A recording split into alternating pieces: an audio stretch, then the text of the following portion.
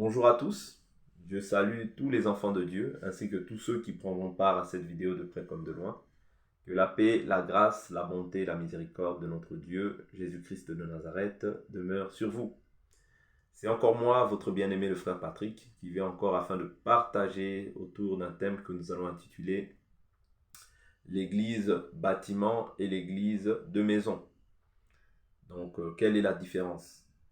Parce que souvent, les gens se disent qu'il faut prier dans une église de maison. D'autres disent qu'on peut prier dans une église de maison ou dans une église bâtiment, cela ne change rien. D'autres sont formels et disent non, il faut absolument prier dans une église bâtiment. Donc, nous allons essayer d'étudier à la lumière des Écritures qui dit vrai, qui dit faux, où est la vérité. Parce que la vérité, ce n'est pas la capacité d'un homme, mais c'est vraiment la capacité de Dieu. C'est la parole qui est la vérité. Donc, en dehors de la parole, tout ce que les gens font sont de la philosophie et ce sont des pensées humaines. Donc, nous allons, comme à la coutume, prendre nos Bibles afin qu'ensemble, nous puissions nous édifier autour de ce sujet. Donc, soyez richement bénis. Nous commençons notre partage au niveau de Matthieu chapitre 16. Nous allons d'abord essayer de voir qu'est-ce que l'Église. Qu'est-ce que l'Église? Je suis dans Matthieu chapitre 16, le verset 13. La Bible nous dit, Jésus arrivé sur le territoire de Césarée de Philippe, posa cette question à ses disciples. Au dire des gens, qui suis-je moi, le Fils de l'homme? Ils répondirent, les uns disent Jean-Baptiste, d'autres Élie, d'autres Jérémie ou l'un des prophètes. Mais vous, leur dit-il, qui dites-vous que je suis? Simon-Pierre répondit, tu es le Christ, le Fils du Dieu vivant. Jésus reprit la parole et lui dit, tu es heureux, Simon, fils de Jonas, car ce ne sont pas la chair et le sang qui t'ont révélé cela, mais mon Père qui est dans les cieux. Et moi je te dis que tu es Pierre, et que sur cette pierre, je bâtirai mon église, et que les portes du séjour des morts ne prévaudront pas contre elle. Vous voyez? Donc il dit, je te donnerai les clés du royaume des cieux. Ok. Donc ici, nous voyons quelques éléments que nous allons essayer de soulever par la grâce du Seigneur. Il est dit dans un premier temps, Simon-Pierre répondit, tu es le Christ, le Fils du Dieu vivant. Jésus répondit, je repris et dit, tu es heureux, Simon, fils de Jonas, car ce ne sont pas la chair et le sang qui t'ont révélé cela, mais mon Père qui est dans les cieux. Ça veut dire qu'ici, on comprend déjà que l'Église de Jésus est basée sur la révélation. Oui, sur la révélation de qui est Jésus. Voilà pourquoi l'Écriture dit, dans Luc chapitre 24, le verset 44, il fallait que s'accomplisse tout ce qui a été écrit de moi dans la loi, dans les psaumes et dans les prophètes. Tout ce qui a été écrit de moi. Ouais, donc ici, on comprend déjà que l'Église de Jésus est bâtie sur la révélation de Jésus-Christ. Et il dit, et moi je te dis que tu es Pierre, et que sur cette pierre, je bâtirai mon Église. Il dit que tu es Pierre, individu, et que sur cette pierre, ouais, sur ce rocher, sur ce roc, je bâtirai mon église. C'est qui bâtit l'église? C'est Jésus qui l'a bâti. Ouais. Il dit, je bâtirai mon église au futur. À ce moment-là, précis, l'église n'existait pas encore. C'était un projet à venir. Vous voyez? Parce qu'il dit, je bâtirai au futur. Je bâtirai mon église. C'est-à-dire ici, ce n'est pas l'église d'un individu, comme plusieurs peuvent dire. Je suis visionnaire de telle église, j'ai implanté telle église, j'ai fait telle église. Non. Il dit, je bâtirai mon église. Et il dit quoi? Je bâtirai mon église. Et que les portes du séjour des morts ne prévaudront pas contre elle. L'église dont il est question ici, ce n'est pas un bâtiment et encore moins une église de maison ou bien une maison dans laquelle les gens se réunissent. Non. L'église sur laquelle Jésus bâtit, c'est sur, nous avions dit sur la révélation de Jésus, mais l'église qui est bâtie, la Bible nous dit dans Jean chapitre 2, Jean chapitre 2, prenez vos Bibles en même temps, partageons ensemble, Jean chapitre 2, verset 18, non, je prends un peu plus haut,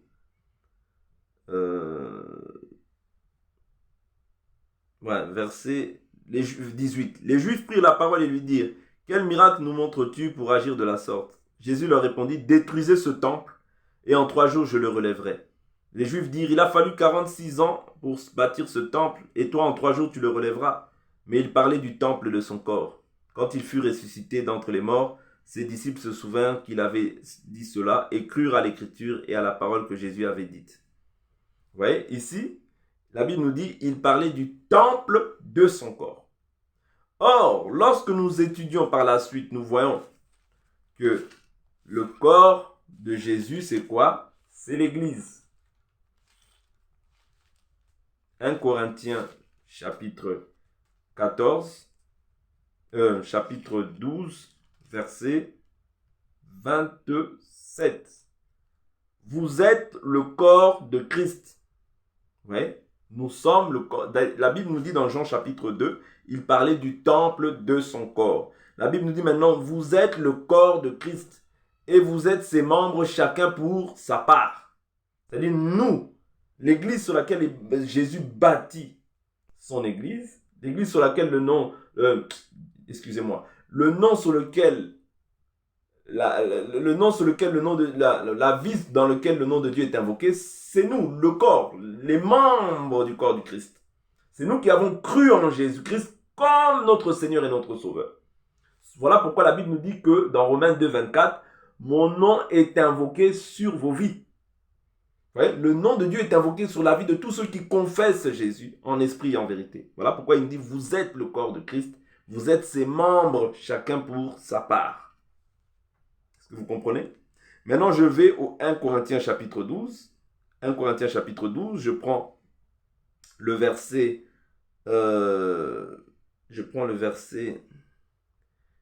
14. La Bible nous dit ainsi. Le corps n'est pas formé d'un seul membre, mais de plusieurs. Ouais, donc, le corps du Christ n'est pas formé d'un seul membre. Donc, personne à lui-même peut dire, oh, moi, ceci, cela. Non, le corps est formé de plusieurs membres. Ouais, l'Église est formée de plusieurs membres, mais pas d'un seul membre. Non. Alors, voilà pourquoi il dit là où 2 ou 3 sont réunis, je suis au milieu d'eux. Ouais, donc, ici, nous devons comprendre que le corps de Christ, c'est l'Église. L'Église que Jésus bâtit, ce n'est pas un temple physique, non. Oubliez ces choses-là. Oubliez de croire que c'est l'Église maison qui est dans la vérité. Oubliez de croire que c'est l'Église bâtiment qui est dans la vérité. Non, parce que ce n'est pas sur des choses périssables que Jésus bâtit. Jésus bâtit le temple de l'Église qui est le corps du Christ, qui est toi et moi, étant des individus sur lequel Jésus bâtit. C'est ça sur quoi Jésus bâtit. Jésus ne bâtit pas des temples. Jésus ne nous a pas demandé d'aller faire des temples. Non, c'est une bonne idée, c'est pas mauvais en soi. Mais Jésus ne nous a pas demandé ça. 1 Corinthiens 3, le verset 16. La Bible nous dit, ne savez-vous pas que vous êtes le temple de Dieu et que l'Esprit de Dieu habite en vous? Si quelqu'un détruit le temple de Dieu, Dieu le détruira car le temple de Dieu est saint et c'est ce que vous êtes. Vous voyez? C'est-à-dire le temple de Dieu, c'est nous. Nous qui formons l'Église, nous qui sommes les membres du corps.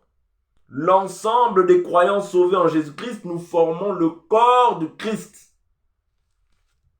Vous voyez? Donc, ici, il ne s'agit pas d'un lieu en particulier. Bâtiment comme église de maison, non. Vous voyez? C'est-à-dire il s'agit des individus dans lesquels Jésus-Christ habite, en particulier chacun, dans le corps de chacun d'entre nous. Je prends encore une écriture. Éphésiens chapitre 2, le verset 21. Éphésiens 2, verset 21. Ici, je suis en train de faire vraiment la définition de l'église que Jésus bâtit. Vous voyez, Jésus ici ne bâtit pas un bâtiment ni une église de maison en particulier, mais ces lieux-là, c'est simplement des endroits qui permettent en fait aux enfants de Dieu de se réunir dans une localité quelconque. Éphésiens chapitre 2, verset 21. La Bible nous dit, « En lui, tout l'édifice bien coordonné s'élève pour être un temple saint dans le Seigneur. En lui, vous aussi, vous êtes édifiés ensemble pour être une habitation de Dieu en esprit. » Vous voyez? En réalité, l'habitation dans laquelle Dieu habite, c'est nous. C'est notre corps dans lequel Dieu habite. Vous voyez? Dieu veut bâtir le temple que nous sommes. et non pas un endroit ou un lieu pour que nous puissions embellir le lieu. Non, cela, ce n'est pas Dieu qui nous a demandé cela. Ça, c'est les hommes, c'est les traditions que les hommes aiment. Mais est-ce qu'il est mauvais en soi de se réunir maintenant dans ces lieux? Aucunement. Aucunement. Parce que le problème n'est pas de se réunir. Le problème, c'est ce qui se fait. Ce qui s'y fait, du moins. Ouais. Ce qui s'y fait, c'est ça. Ouais. C'est-à-dire, est-ce que vous vous réunissez selon l'esprit? Est-ce que vous marchez selon l'esprit? Parce que la Bible nous dit, les vrais circoncis, ce sont nous qui rendons notre culte à Dieu par l'esprit de Dieu. Ouais. Les vrais circoncis, ce sont ceux qui rendent à Dieu un culte par l'esprit de Dieu. Et non pas par la chair. Vous voyez? Donc, la Bible nous dit, je vais prendre une écriture encore qui va peut-être nous aider.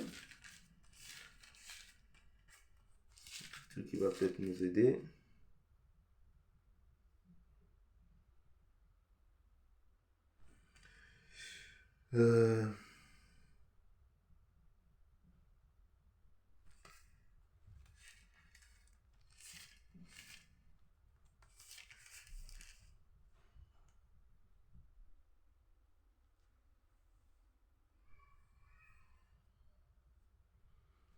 1, je prends 1 Corinthiens chapitre 1 Corinthiens chapitre 6, si je ne m'abuse pas. Chapitre 6, verset 19. Ne savez-vous pas ceci? Votre corps, vous voyez, votre corps est le temple du Saint-Esprit qui est en vous et que vous avez reçu de Dieu.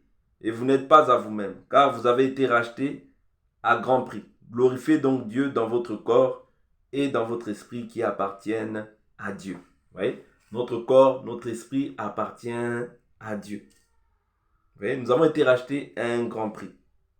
Et nous sommes le temple du Saint-Esprit. C'est en nous que Dieu réside. C'est-à-dire l'un comme l'autre, en réalité, ce n'est pas mauvais.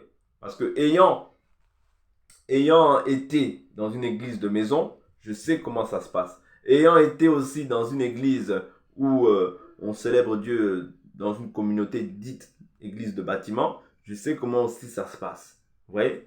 Mais l'un comme l'autre, ce n'est pas tant la chose qui est importante, mais c'est la manière dont on rend le culte à Dieu. Vous voyez? La manière dont on rend le culte à Dieu. Est-ce qu'on rend le culte à Dieu selon le modèle qui est établi, oui ou non? C'est ça qui est important en réalité. Vous voyez? Comment est-ce que vous rendez votre culte à Dieu? En esprit ou un culte selon la chair? Parce que la Bible nous dit bien, que les vrais circoncis, ce sont nous qui rendons notre culte à Dieu par l'Esprit de Dieu. Je suis dans le livre de...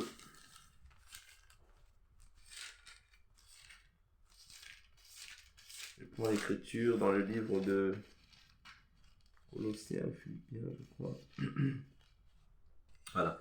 Philippiens chapitre 3, le verset 3. La Bible nous dit, car les vrais circoncis, c'est nous qui rendons à Dieu notre culte par l'Esprit de Dieu, qui nous glorifions en Christ Jésus et qui ne mettons pas notre confiance dans la chair.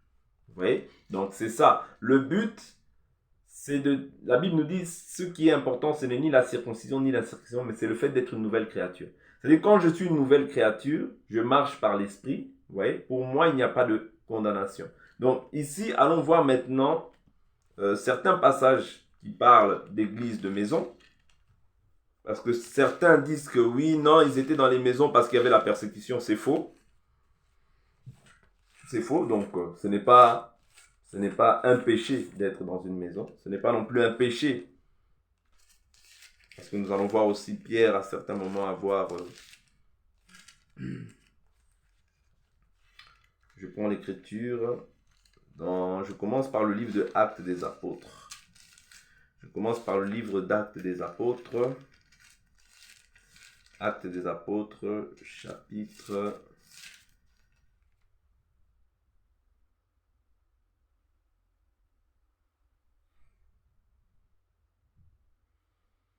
Euh, Actes des Apôtres, chapitre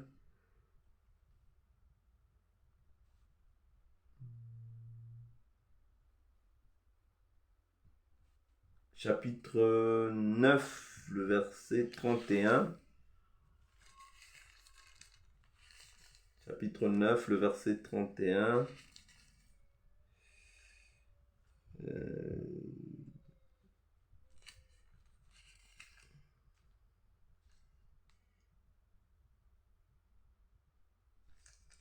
Bon, prenons d'abord Actes des Apôtres, veuillez m'excuser. Prenons d'abord Actes des Apôtres, chapitre 2, verset 47. Verset 46.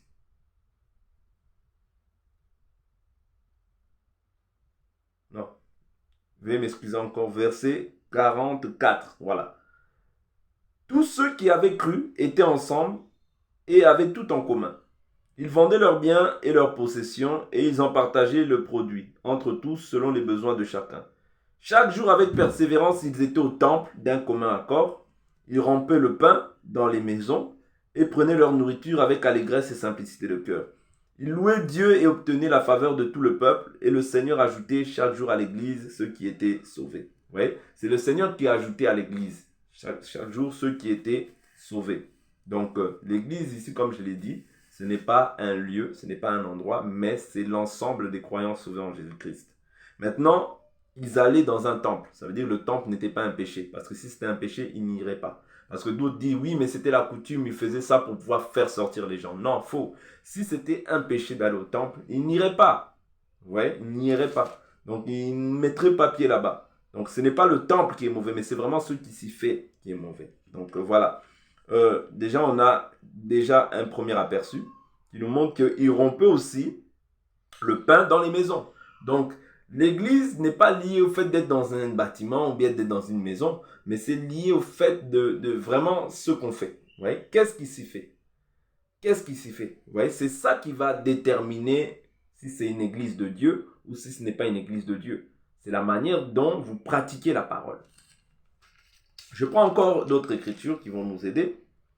Je prends le livre de...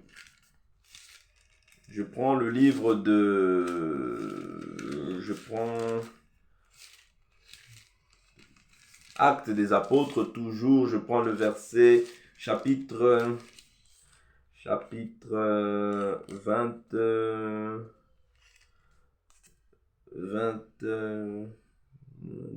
recevez tous ceux. Voilà. Acte 19, 9 peut-être, je crois que c'est ça. Acte 19, 9. Acte 19, verset 9. Voilà. Acte 19, je prends le verset 9.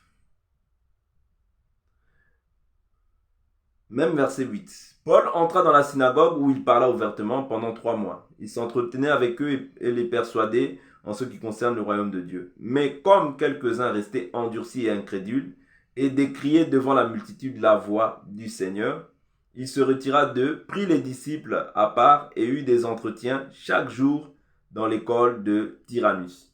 Vous voyez, chaque jour dans l'école de Tyrannus. Donc ici, on voit qu'il a pris quoi? La Bible nous dit, il prit les disciples à part et eut des entretiens chaque jour dans l'école de Tyrannus. Donc l'école, c'est une salle, c'est un bâtiment, c'est un lieu où les gens se réunissent. Donc en soi, la Bible dit, cela dura 2 ans, de sorte que tous ceux qui habitaient l'Asie, juifs et grecs, entendirent la parole du Seigneur. Vous voyez, 2 ans, vous voyez, pendant lequel ils entendirent la parole du Seigneur. Vous voyez, donc ici, on voit que prendre, louer un lieu n'est pas un péché. N'est pas un péché. Parce qu'il le faisait pour le Seigneur. Tout est permis, mais tout n'est pas utile. Tout est permis, mais tout n'édifie pas. Si la personne fait cela pour pouvoir édifier un grand nombre de personnes, ce n'est pas un péché. Vous voyez, le problème est ce qui s'y fait. Ici, on a l'écriture où on voit que les gens se réunissaient pour pouvoir effectivement écouter la parole. Mais maintenant, dans Actes des Apôtres, le chapitre 28. Actes des Apôtres, chapitre 28, le verset... je prends le verset...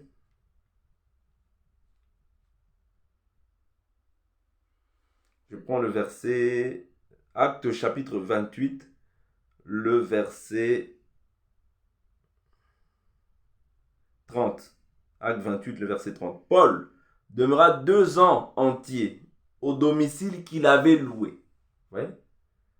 Et il recevait tous ceux qui venaient le voir. Il prêchait le royaume de Dieu et enseignait ce qui concerne le Seigneur Jésus-Christ en toute assurance et sans empêchement. Donc ici, on voit qu'il enseignait aussi dans un lieu qu'il avait loué personnellement et il recevait les gens. Il prêchait aussi les gens. Donc ici, on voit que ce n'est pas un péché de pouvoir enseigner dans une maison. Non, parce que lui-même avait loué cette maison à ses frais. C'est-à-dire qu'il recevait les gens pendant combien de temps? La Bible dit Paul demeura 2 ans entiers au domicile qu'il avait loué. Il recevait tous ceux qui venaient le voir. Vous voyez? Donc ici on voit que ce n'est pas un péché. Toutes ces guéguerres qui se font là, par-ci par-là, c'est simplement pour pouvoir se glorifier aux dépens des autres et croire que l'autre est meilleur que l'autre. Non, frères et sœurs. Stopper ces bassesses, ce sont des bassesses qui n'édifient en rien le corps du Christ. Vous voyez, ici on voit que Paul avait loué son appartement pendant 2 ans il recevait. Et dans Acte 19, nous voyons qu'il avait loué l'école de Tyrannus. Vous voyez? L'école de Tyrannus. Ok? Donc ici, on doit bien faire la distinction entre le domicile qu'il louait et l'endroit aussi qu'il louait. C'est-à-dire l'école de Tyrannus, dans lequel il avait reçu les gens pendant 2 ans, afin de leur prêcher aussi la parole. Vous comprenez? Donc l'un comme l'autre, on ne voit aucunement un péché. Comme je vous ai dit, moi j'ai fait les deux. C'est-à-dire j'ai fait l'église de maison, j'ai fait aussi l'église de bâtiment. Je ne vois aucune différence en soi, sauf par rapport à l'endroit qui est beaucoup plus grand et qui peut accueillir beaucoup plus de personnes. Vous voyez? Mais le problème, c'est ce qui se fait. Le problème, c'est ce qui se fait. Vous voyez? Donc aujourd'hui, les gens veulent diaboliser les l'un comme les autres. Non. Frères, sœurs, restons bibliques. Non pas sentimentalistes, non pas dans les raisonnements humains, mais restons bibliques, centrés sur la Bible, sur ce que dit la Bible, afin de ne pas être emportés à tout vent de doctrine. C'est important. Ouais, c'est très très très important. Donc, je vais...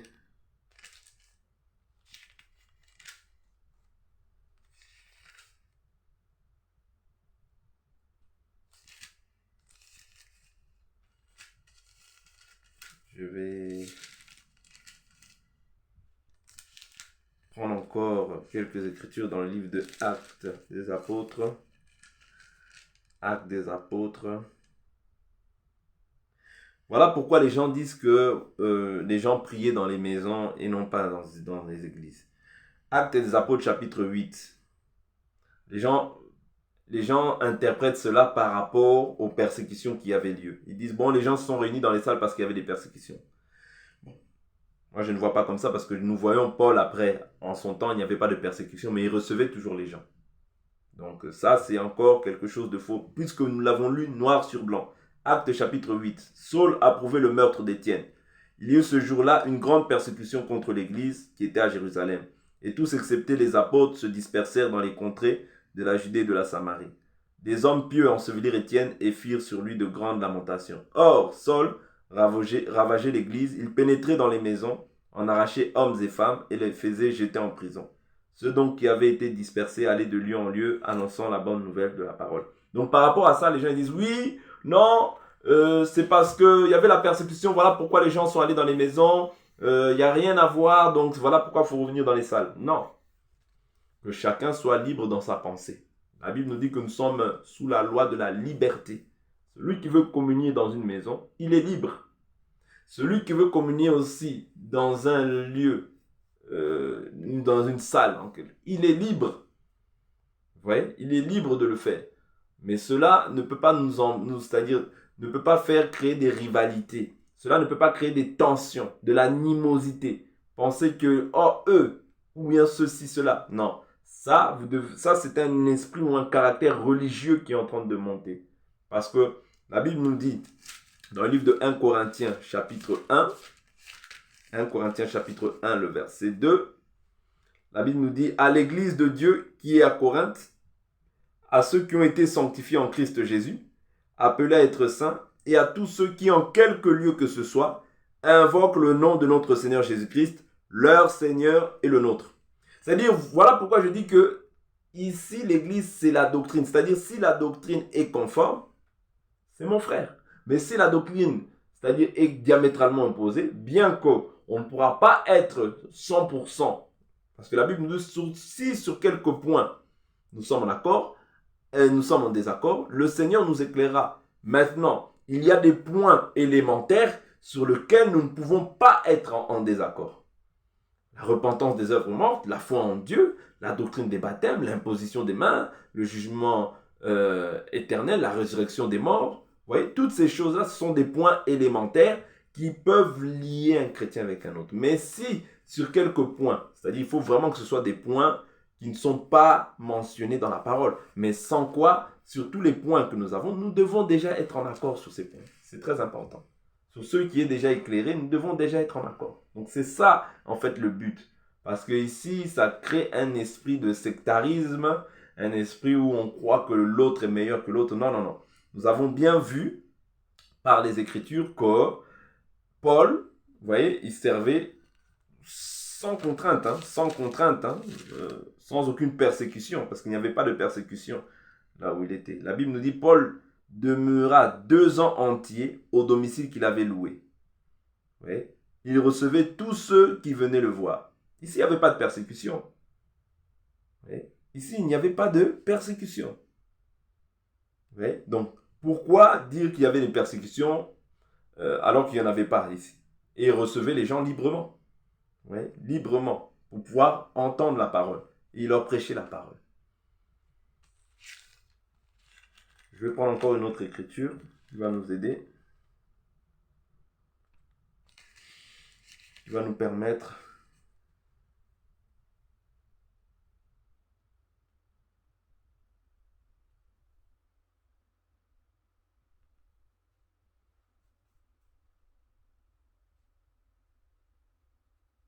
voilà. Actes chapitre 20, verset 7. Le premier jour de la semaine, nous étions assemblés pour rompre le pain. Paul, qui devait partir le lendemain, s'entretenait avec les assistants, et il prolongea son discours jusqu'à minuit. Il y avait un assez grand nombre de lampes dans la chambre haute où nous étions assemblés. Or, un jeune homme du nom d'Éticus, assis sur le bord de la fenêtre, fut pris d'un profond sommeil. Pendant que Paul prolongeait l'entretien, entraîné par le sommeil, il tomba du 3e étage et fut relevé mort. Mais Paul descendit, se pencha sur lui, le prit dans ses bras et dit qu'il n'y ait pas de trouble parmi vous, car son âme est en lui. Quand il fut remonté, il rompit le pain et mangea, puis il parla encore assez longtemps, jusqu'à l'aube, après quoi il partit. On ramena vivant le jeune homme et ce fut une grande consolation. On voit encore ici que ça peut être un bâtiment ou ça peut être une maison. Peu importe. L'essentiel, c'est simplement de pouvoir annoncer l'évangile. Vous voyez, donc ici, toutes ces démarches-là, je les fais simplement afin que nous comprenions qu'il y a des débats en fait qui n'ont pas lieu d'être. Ce sont vraiment des débats stériles. Ouais, des débats stériles de bassesse. Croire que l'église, c'est un bâtiment ou un local. Croire que l'église, c'est la maison. Non, l'église, c'est l'ensemble des croyants sauvés. Et l'église n'est pas formée d'un seul membre, mais de plusieurs, comme nous l'avons vu. Et l'église, ce ne sont pas les 4 murs, mais l'église, ce sont l'ensemble des croyants. Vous pouvez vous réunir dehors. Vous pouvez vous réunir dans un lieu quelconque. Peu importe, l'essentiel, c'est que vous puissiez respecter le modèle biblique. C'est ça qui nous importe. Vous voyez, afin qu'un maximum d'âmes soient édifiées pour le royaume. Donc, chers frères et sœurs, voilà un peu ce que je voulais partager avec vous concernant l'église de maison et l'église dite de bâtiment. Donc, il n'y a pas de péché à aller prier dans l'un comme dans l'autre. Le péché se trouve simplement dans la praticabilité de ces choses. Donc, si la pratique est correcte et juste, il n'y a pas de souci. La Bible nous dit dans le livre de Actes des Apôtres, ils persévéraient chaque jour. Vous voyez, je vais prendre cette écriture, Actes des Apôtres, chapitre 2, 42. Ils persévéraient dans l'enseignement des apôtres, dans la communion fraternelle, dans la fraction du pain et dans les prières. La crainte s'emparait de chacun et il se faisait beaucoup de prodiges et de signes par les apôtres. Tous ceux qui avaient cru étaient ensemble et avaient tout en commun. Ils vendaient leurs biens et leurs possessions. Vous voyez, donc, le fait de persévérer dans ces choses-là, c'est ça qu'on appelle l'Église. Quand on voit 1 Corinthiens chapitre 14, verset 26, que faire, frères, lorsque vous vous assemblez? Les uns ont-ils un cantique? Que faire donc, frères, lorsque vous vous assemblez? Vous voyez, donc quand on s'assemble, nous devons nous réunir conformément à ce qui est écrit. Chacun a-t-il un cantique, une instruction, une révélation, une langue, une interprétation, que tout se fasse pour l'édification. Si l'un parle en langue, tout au plus deux ou trois, et encore chacun à son tour, qu'il y en ait un aussi qui interprète. S'il n'y a pas d'interprète, qu'on se taise dans l'église, qu'on parle à soi-même et à Dieu. Pour les prophètes, que deux ou trois parlent et que les autres jugent. Un autre assistant a-t-il une révélation, que le premier se taise, car vous pouvez tous prophétiser successivement, afin que tous soient instruits et que tous soient exhortés. Les esprits des prophètes sont soumis aux prophètes, car Dieu n'est pas un Dieu de désordre, mais de paix. Comme dans toutes les églises des saints, que les femmes se taisent dans les assemblées, car il ne leur est pas permis d'y parler, mais qu'elles soient soumises aussi, comme le dit aussi la loi, si elles veulent s'instruire. Vous voyez, toutes ces choses-là qui ont été écrites, c'est afin que c'est un modèle qui a été posé, une base qui a été posée, sur laquelle nous devons demeurer.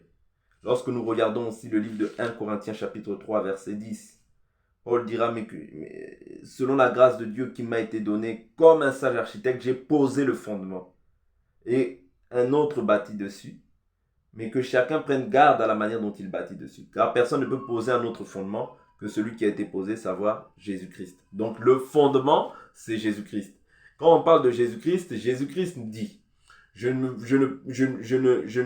quand dans Jean chapitre 17, il dit, je ne prie pas seulement pour vous, mais je prie pour tous ceux qui croiront en moi au travers de vous, c'est-à-dire les 12. Lorsque maintenant nous observons les 12 et que nous demeurons dans le modèle, nous avons Dieu. Et nous avons la paix avec Dieu par son Fils Jésus-Christ. Vous voyez? Donc c'est ça le but, l'essentiel, que ce soit en bâtiment, que ce soit dans une maison, peu importe, l'essentiel c'est la manière dont vous vous réunissez. Donc voilà un peu, chers frères et sœurs, ce que je voulais partager depuis un certain temps. Donc soyez richement bénis, donc ne sois pas culpabilisé si tu es dans une église de maison, ne sois pas culpabilisé si tu es dans une église de bâtiment. Peu importe, l'essentiel c'est la manière dont vous vous réunissez. Est-ce que vous rendez un culte à Dieu selon l'Esprit de Dieu ou est-ce que vous rendez un culte à Dieu selon la chair? Donc d'ici là, portez-vous bien, je reviendrai encore auprès de vous afin de pouvoir partager toujours des thèmes d'autant plus enrichissants pour la croissance et la bénédiction de chacun d'entre vous. Bye bye, à la prochaine.